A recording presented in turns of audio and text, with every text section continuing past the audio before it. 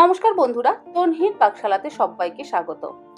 আজকের রেসিপি উত্তাপাম আর তার সাথে পেঁয়াজ টমেটোর চাটনি। সকালের জলখাবারে বা সন্ধ্যেবেলার জলখাবারেও কিন্তু আপনারা অবশ্যই এই রেসিপিটা ট্রাই করে দেখতে পারেন। দেখে নেওয়া যাক আমার আজকের এই দুটো রেসিপি। উত্তাপাম বানাবার জন্য সবার প্রথমে ব্যাটারটাকে তৈরি করে নেব। তার জন্য একটা বাটির মধ্যে নিয়ে নিয়েছি 1 কাপ পরিমাণের সুজি আর দিয়ে দিচ্ছি 3/4 কাপ টক দই। সুজি আর টক দইটাকে খুব ভালো করে প্রথমে মিশিয়ে নিতে হবে। ফ্রিজের ঠান্ডা টক দই কিন্তু কখনোই ব্যবহার করবেন না, নর্মাল টেম্পারেচারে থাকা টক দই সবসময় ব্যবহার করবেন। যদি টক দই ফ্রিজে থাকে সেটাকে বের করে রুম টেম্পারেচারে এনে তবেই সেটাকে ব্যবহার করবেন। এর মধ্যে দিয়ে দিচ্ছি 1/4 কাপ নর্মাল টেম্পারেচারে রাখা জল। ভালো করে আবার সবকিছু মিশিয়ে দিচ্ছি। উত্তাপামের জন্য ব্যাটার আমাদের তৈরি। এবার এই ব্যাটারটাকে সেট হওয়ার জন্য ঢাকা দিয়ে 10 থেকে 15 মিনিট রেখে দেব। ব্যাটারটা সেট হতে হতে আমি উত্তাপামের জন্য চাটনি তৈরি করে নেব। তার জন্য নিয়েছি দুটো মিডিয়াম সাইজের টমেটো আর একটা মিডিয়াম সাইজের পেঁয়াজ। টমেটো আর পেঁয়াজটাকে একটু বড় টুকরো করে কেটে নিতে হবে।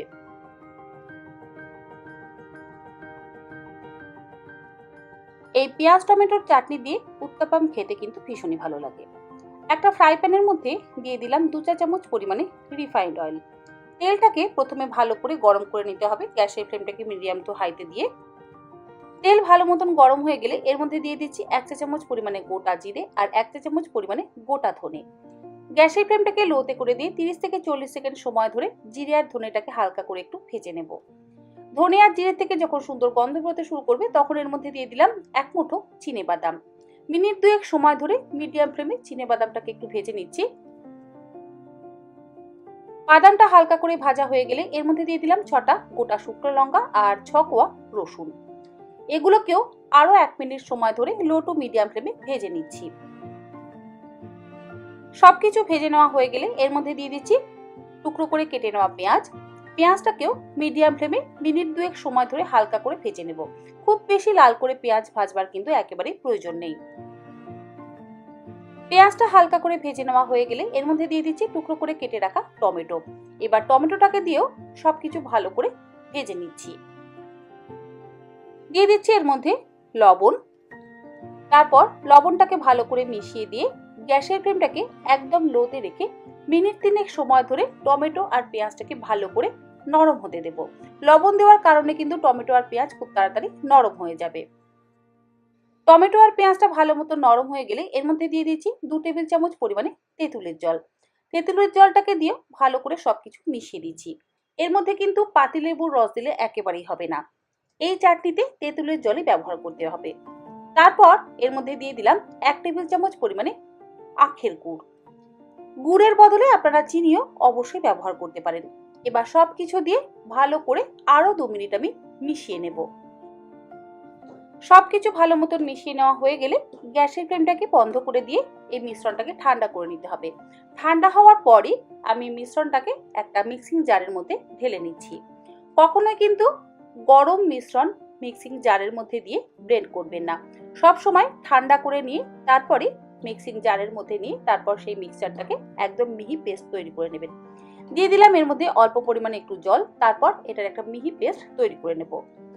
চাটনি আমাদের মোটামুটি তৈরি হয়েছে, তবে সম্পূর্ণ তৈরি কিন্তু এখনো হয়নি। একটা হাতার মধ্যে নিয়ে নিচ্ছি 2 চা চামচ পরিমাণে সাদা তেল। গ্যাসের ফ্লেমটাকে লোতে রেখে কিন্তু তেলটাকে গরম করতে হবে। তেল ভালো মতন গরম হয়ে গেলে ফোড়নে দিয়ে দিলাম 1 চা চামচ পরিমাণে গোটা সর্ষে। তারপর গ্যাসের ফ্লেমটাকে আমি বন্ধ করে দিচ্ছি, কারণ তেলটা খুব বেশি গরম হয়ে গেছে। দিয়ে দিচ্ছি ফোড়নে 1 চা চামচ পরিমাণে গোটা বিউলির ডাল বা উড়ার ডাল বা কলার ডাল যেটাই বলেন। দিয়ে দিলাম একটা গোটা শুকনো লঙ্কা আর 1 চা চামচ পরিমাণে রসুন কুচি। ফোড়নটাকে ভালো করে একটু ভেজে নিচ্ছি। ফোড়নটা ভালো মতন ভাজা হয়ে গেলে এর মধ্যে দিয়ে দিলাম 10-12টা ফ্রেশ কারি পাতা। তারপর গ্যাসের ফ্লেমটাকে আবারও আমি জ্বালিয়ে দিয়ে একদম লোতে করে দিয়ে এই ফোড়নটাকে আরো 30 থেকে 40 সেকেন্ড সময় ধরে ভালো করে ভেজে নেব। চাটনির জন্য ফোড়ন বা তড়কা আমাদের একদম তৈরি। এবার এই তড়কা বা ফোড়নটাকে আমি ঢেলে দিচ্ছি তৈরি করে রাখা টমেটো আর পেঁয়াজের চাটনির ওপর। তৈরি হয়ে গেল উত্তাপামের জন্য টমেটো পেঁয়াজের চাটনি। এটাকে এবার সাইডে রেখে দিচ্ছি। এবার উত্তাপামটাকে তৈরি করব। চাটনিটা তৈরি করতে করতে কিন্তু ব্যাটারটা আমাদের ভালো মতন সেট হয়ে গেছে। দিয়ে দিলাম এর মধ্যে স্বাদ মতো লবণ। লবণটাকে ভালো করে মিশিয়ে দিচ্ছি। যেহেতু ব্যাটারটা বেশ ঘন আছে, তাই আমি এর মধ্যে দিয়ে দিলাম 1/4 কাপ পরিমাণে নর্মাল টেম্পারেচারে রাখা জল। ভালো করে সবকিছু মিশিয়ে দিচ্ছি।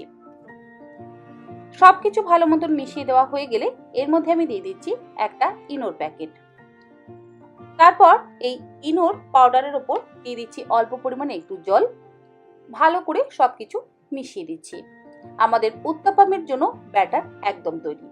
যদি ইনো না থাকে সেক্ষেত্রে আপনারা 1/2 চামচ পরিমাণে বেকিং সোডা অবশ্যই ব্যবহার করতে পারেন। আর যদি বেকিং সোডা না থাকে সেক্ষেত্রে 1 চা চামচ বেকিং পাউডারও ব্যবহার করতে পারেন। আর উত্তাপামের জন্য নিয়েছি একটা পেঁয়াজ কুচি, 2টো টমেটো কুচি, 4-5টা কাঁচা লঙ্কা কুচি আর অল্প পরিমাণে একটু ধনেপাতা কুচি। ফ্রাই প্যানে দিয়ে দিচ্ছি অল্প পরিমাণে একটু সাদা তেল। ফ্রাই প্যানটাকে ভালো করে গরম করে নেওয়ার পর 1 হাতা উত্তাপামের ব্যাটার আমি ফ্রাই প্যানের মধ্যে দিয়ে হাতার পেছনটা দিয়ে ভালো করে একটু স্প্রেড করে দিচ্ছি। তারপর গ্যাসের ফ্লেমটাকে লোতে রেখে একে একে পেঁয়াজ কুচি, কাঁচা লঙ্কা কুচি, ধনেপাতা কুচি আর টমেটো কুচিটাও ওপর থেকে দিয়ে দিচ্ছি। চাইলে আপনারা এর মধ্যে কিন্তু গাজর ক্যাপসিকাম কুচিও অবশ্যই ব্যবহার করতে পারেন। আপনারা আপনাদের নিজেদের পছন্দ মতো সবজি অবশ্যই ব্যবহার করতে পারেন। সবজিগুলোকে একটা স্প্যাটুলা বা খুন্তি দিয়ে আমি একটু চেপে চেপে দিচ্ছি যাতে ভালোভাবে আটকে যায়। তারপর ঢাকা দিয়ে লো ফ্লেমে আমি উত্তাপামটাকে 1 থেকে 1.5 মিনিট একটু ফ্রাই করে নেব। 1.5 মিনিট পর ঢাকাটাকে খুলে নিলাম। এবার দেখুন ওপরটা কিন্তু আমার ভালো মতন শুকিয়ে গেছে। খুব সাবধানে একটু উল্টে দিলাম। এই সাইডটাকেও 1 মিনিট সময় ধরে লো টু মিডিয়াম ফ্লেমে ভালো করে ভেজে নিচ্ছি। তৈরি হয়ে গেল আমাদের উত্তাপাম। গরম গরম উত্তাপাম গরম গরম পেঁয়াজ টমেটোর চাটনির সাথে সার্ভ করছি।